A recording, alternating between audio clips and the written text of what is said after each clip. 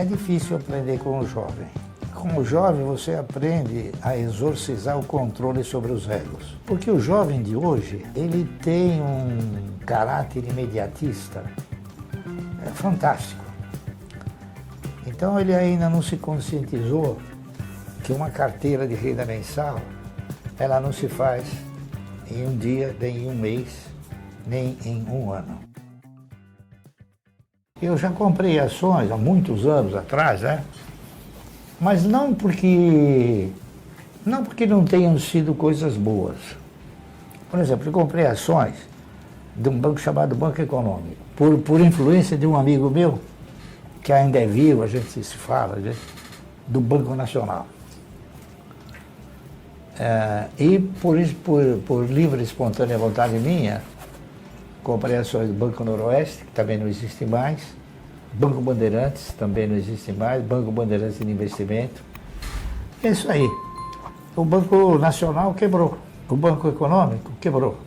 E por incrível que pareça, quantos anos depois? 29 anos? Por aí. 29 anos, eu peguei meu dinheiro de volta.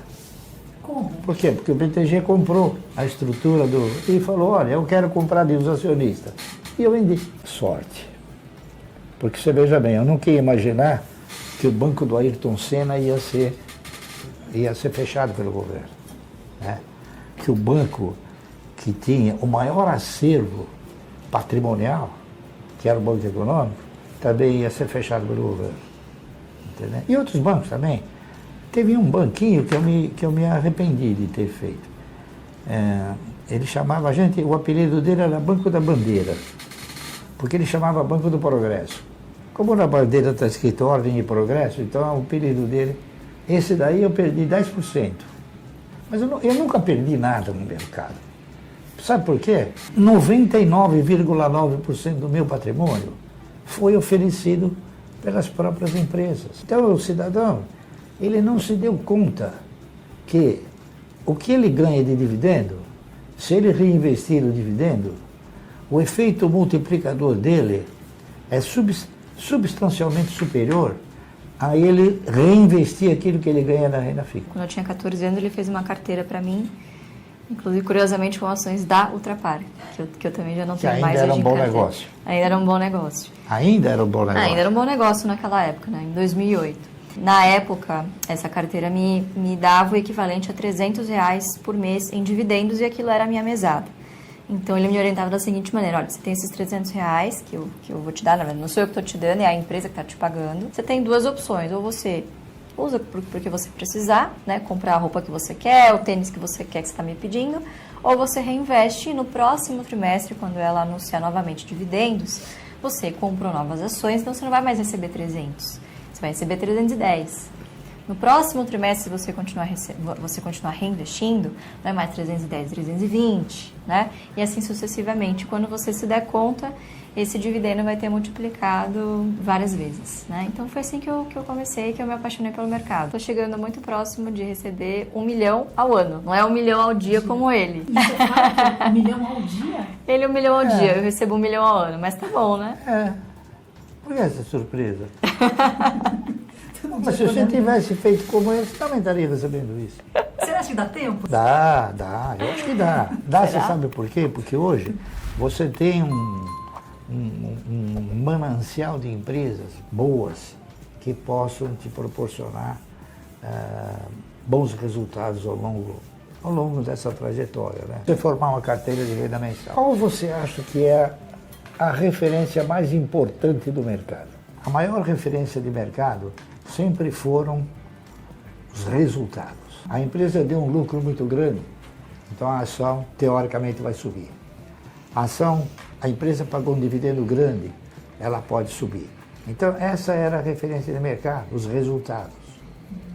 Hoje, essa referência mudou, não existe mais. A referência do mercado hoje é um instrumental que se chama locação. Locação de ações. Por quê? Porque as grandes instituições, elas locam ações de uma empresa e vendem até não ter mais comprador, até exaurir a possibilidade daquele papel se manter. Aí eles vão pressionando o papel, foram os casos da IRB, é o caso da Cielo. Você sabe quantas ações? Oi. Oi, coitado. Você sabe quantas ações tem o Bradesco alugada? Mais de 300 milhões. A IRB chegou a ter 500 milhões de ações. A Cielo chegou a ter 170 milhões de ações. Hoje tem 70. Então, o que acontece? Essa alocação, ela gera uma espiral de baixa. O que é uma espiral de baixa? Por exemplo, o mercado tem a possibilidade de negociar em termos normais X mil papéis de uma determinada empresa. Vamos supor, 50 mil ou 100 mil ações. Então o camarada alugou 1 milhão de ações. Ele vai vendendo no mercado. Aí não tem mais comprador, ele vende para o parceiro dele, mais barato. Aí ele vende mais barato para o outro parceiro. Ele vem e vai fazendo uma espiral de baixa. Quando chegar num preço que ele interpreta ser bom, ele recompra e devolve. Esse é o processo de mercado hoje. O senhor olha para o Ibovespa, que importância o Ibovespa tem para o investidor? Nenhuma. Não, para mim não tem nenhuma, Tá. né? Mas eu sinto que ela deve exercer alguma importância para a maioria, porque eles falam, você viu, o índice caiu. Mas você tem ações do índice? Não, então deixa ele cair. Né? A gente compra projetos. Nós somos empreendedores de bolsa, né? Enquanto os demais são especuladores de índice. Né? Então é completamente diferente. O cidadão brasileiro precisa se conscientizar que esse país só terá uma economia positiva se ele investir na geração de riqueza. Eu não sei quantas milhões ou milhares de pessoas eles votam na esquerda. A esquerda não é geradora de riqueza. A esquerda ela é geradora de pobreza. Por quê? Porque ela distribui uma riqueza que ela não gerou. Entendeu? Você, para poder distribuir uma riqueza, você precisa gerar essa riqueza. E o que é burrice financeira? Burrice financeira é você acreditar nos índices do governo. O governo chega para você e fala, a inflação é 3%. Você tem que dar risada, né? Então você não acredita. Eu não acredito, né? Quer dizer, a maioria acredita. Inteligência financeira é quando você, acredito eu, através do seu procedimento, dos seus investimentos, você obtém resultados satisfatórios. Eu acho que isso pode ser inteligência financeira. E para você, Luísa? Olha, ter inteligência financeira é você fazer primeiro o feijão com arroz bem feito, né? E segundo, você usar a matemática ao seu favor. A matemática ela é implacável. Quando você pega a fórmula do valor futuro, né, para você olhar ali o efeito do juro composto ao longo do tempo, qual que é a única variável que é exponencial? O N, que é do tempo. Então, não é sobre você comprar uma Mercedes. Tudo bem se é o seu sonho, mas é sobre você realizar esse sonho hoje ou daqui 5 anos. Entende? É sobre você segurar os seus egos e as suas vontades imediatas, né? Segurar esse imediatismo. Controlar os egos. Controlar os seus egos e, quem sabe, você conquistar isso depois que você já tiver algum valor investido. Né? Então, não é sobre o que, é sobre o quando, muitas vezes. Né? É difícil aprender com o jovem. Com o jovem, você aprende a exorcizar o controle sobre os egos. Porque o jovem de hoje, ele tem um caráter imediatista fantástico. Então, ele ainda não se conscientizou que uma carteira de renda mensal, ela não se faz em um dia, nem em um mês, nem em um ano. E ele não se deu conta, tá certo? Que ao formatar uma carteira de renda mensal, ele vai colocar alguma coisa, depois a empresa coloca o resto.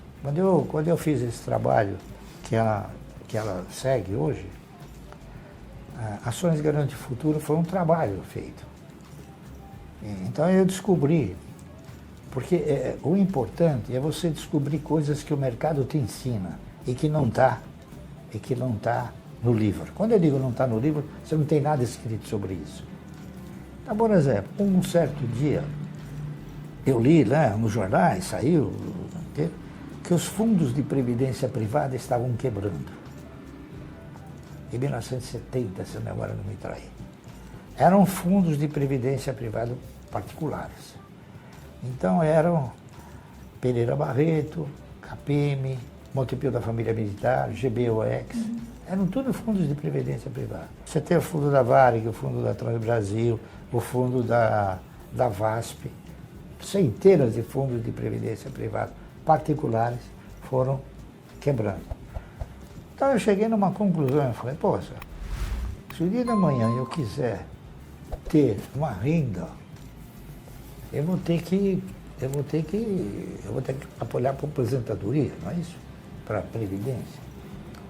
Mas aí eu analisei o seguinte, o que é a Previdência? Em termos de concessão. Ela é uma provedora, certo? Você ganha 50 mil reais, a Previdência te dá 3.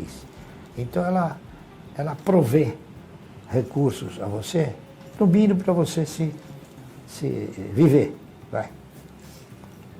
Então esse é o espírito, a essência da Previdência. Por que não da Previdência privada também? Ela nunca vai te retribuir aquilo que você comprou. Ela vai te retribuir um pedaço. E nem sei se ela vai honrar, porque até agora, né, todos que eu conheço que investiram na Previdência privada tiraram e soltaram foguetes, porque perderam pouco, tá certo? Então, naquela ocasião, eu analisei e falei, poxa, vai ser difícil eu ter uma renda mensal boa, né? Pelo menos para mim viver bem, não é isso? Então eu busquei outras fontes. Mas antes de buscar outras fontes, eu fiz o seguinte, falei, poxa, o cidadão que trabalha na iniciativa privada, ele, ao se aposentar, ele ganha uma provedoria, né? E funcionário público? Funcionário público não se aposenta, você sabia? Ele ganha o mesmo salário. O que acontece? A Previdência passou a ostentar a postura de provedora e empregadora, porque ela paga o salário. Eu falei, bom, então eu nunca vou me aposentar nessa estrutura. Então, o que eu tenho que fazer para ter uma carteira de renda mensal? Então, eu analisei todos os investimentos viáveis possíveis, não é isso? E nenhum deles se apresentavam como capazes de estruturar um investimento a médio e longo prazo. Então, quem colocava em evidência a perspectiva de você investir a médio e longo prazo? Bom, naquela época eu pensei, bom, o Banco do Brasil, ele já tem acho que 90 anos, então, logo ele vai ter 150, vai ter 200. Então, ele serve. As empresas de energia elétrica também servem. As empresas de alimento também servem. Então, eu fui analisando e fui chegando numa conclusão. O setor financeiro, não é isso? Então, eu fiz o seguinte, falei, bom, para mim me aposentar pela Previdência, eu preciso contribuir 30 anos. Aí eu fiz essa pergunta para mim. E se você comprar 1.000 ações por mês, durante 30 anos, o que acontece? Bom, vamos ver o que acontece. Então pus tudo num livro, numa tabela, né? E cheguei numa conclusão interessante. A partir do 8º ano, você não precisava mais tirar o dinheiro do bolso. O reinvestimento produzido pelas ações, ele já te dava seguimento. Então, quer dizer, eu pesquisei e consegui ver isso aí. E eu fiz. Há 8 anos eu já tinha uma renda que me permitia viver sem nenhum salário. Naquela época eu tinha o quê? Tinha 4 filhos, né? 4 já. 4 filhos. Fui o primeiro cidadão a escrever sobre o mercado de capitais aqui no Brasil, por causa do Nelo Ferrentini, que era diretor do jornal Diário Popular. Então nós começamos a escrever sobre o mercado e depois vieram outros. Aí hoje tem milhões aí que escrevem, né? Olha, o recado que eu talvez pudesse passar para eles seria o seguinte: não compre ações só por comprar, só por receber uma dica. Analise os projetos de empresas que tenham, assim, projetos futuristas, né?